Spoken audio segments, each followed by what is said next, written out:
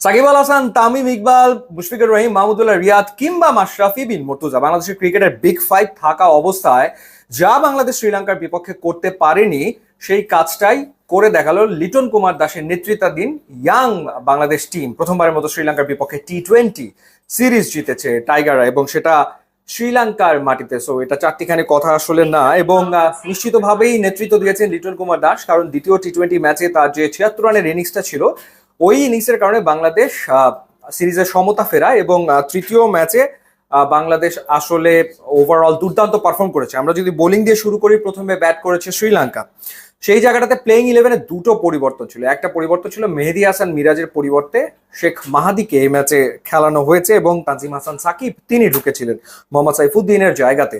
এবং সুযোগটা দুর্দান্ত ভাবে কাজে লাগিয়েছেন শেখ মাহাদি। তিনি তার ক্যারিয়ার সেরা বোলিংটা করেছেন, 4 ওভার বল করে 11 রানে 4 উইকেট নিয়েছেন। এর আগেও তিনি ক্যারিয়ারে একবার 4 উইকেট নিয়েছিলেন, সেটা 13 রান খরচায়। এবং যে উইকেটগুলো তিনি আসলে নিয়েছেন, প্রথম নিসাঙ্কাকে আউট করেছেন, দুই বাহাতি ব্যাটারকে যে ডেলিভারিতে আউট করেছেন দেখার মতো ছিল। কুশাল পেরেরা স্লিপে ক্যাচ দিয়েছেন তানজিদ হাসান তামিমকে, এবং চারিত আসালাঙ্কাকে যেভাবে করে তিনি বোল্ড করেছেন, সেটা একটা ফ্যান্টাস্টিক ডেলিভারি ছিল।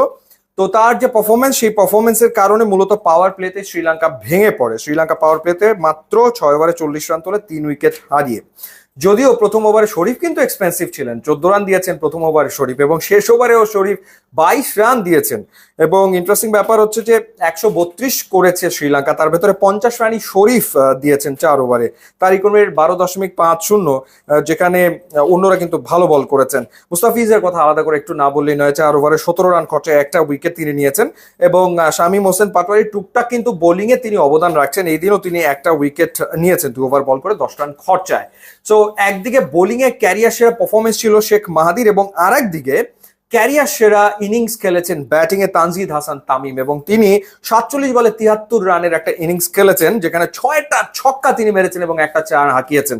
সবচেয়ে ইন্টারেস্টিং ব্যাপার হচ্ছে যেভাবে তিনি পাওয়ার হিট করেন, এত ফ্ললেস খেলেন, মনে হয় যে খুব একটা জোর লাগে না। মানে দুই ওপেনার আমাদের পারভেজ হোসেন ইমন একটা ছক্কা মারলে মনে হয় যে তাকে অনেক শক্তি প্রয়োগ করে ছক্কাটা মারতে হয়েছে, এমন ভাবে তিনি খেলেন। কিন্তু তানজিদ হাসান তামিম এক্সিলেন্ট টাইমিং করতে থাকেন, এবং শ্রীলঙ্কান স্পিনারদের এগেনস্টে যেভাবে তিনি এই 6 মেরেছেন সেটা দেখার মতো ছিল। তার প্রিভিয়াস ক্যারিয়ার বেস ছিল 67 রান, এবং সেটাকে তিনি টপকে গেছেন। 73 রান তিনি এই ম্যাচে করেছেন। লিটন কুমার দাসের ব্যাট থেকে 32 রান এসেছে, খুবই গুরুত্বপূর্ণ ছিল।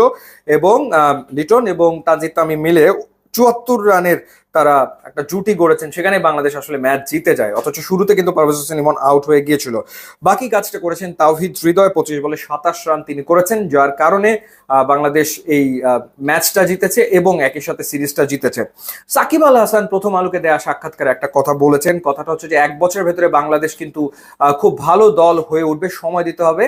এবং সেটারই কি আভাস আসলে আমরা পেলাম না এই শ্রীলঙ্কার বিপক্ষে টি-20 সিরিজে। এবং এটা লিটনের জন্য একটা ব্রিদিং স্পেস তৈরি করেছে, কারণ ব্যাক টু ব্যাক দুটো টি-20 সিরিজ বাংলাদেশ হেরেছিল, একটা সংযুক্ত আরব আমিরাতের বিপক্ষে। তো সেই জায়গাটাতে এই সিরিজ জয় ডেফিনেটলি আমার মনে হয় যে দলের আত্মবিশ্বাস বাড়াবে, এবং বাংলাদেশ অনেক আত্মবিশ্বাসী হয়ে ঘরের মাটিতে পাকিস্তানের বিপক্ষে খেলতে নামবে।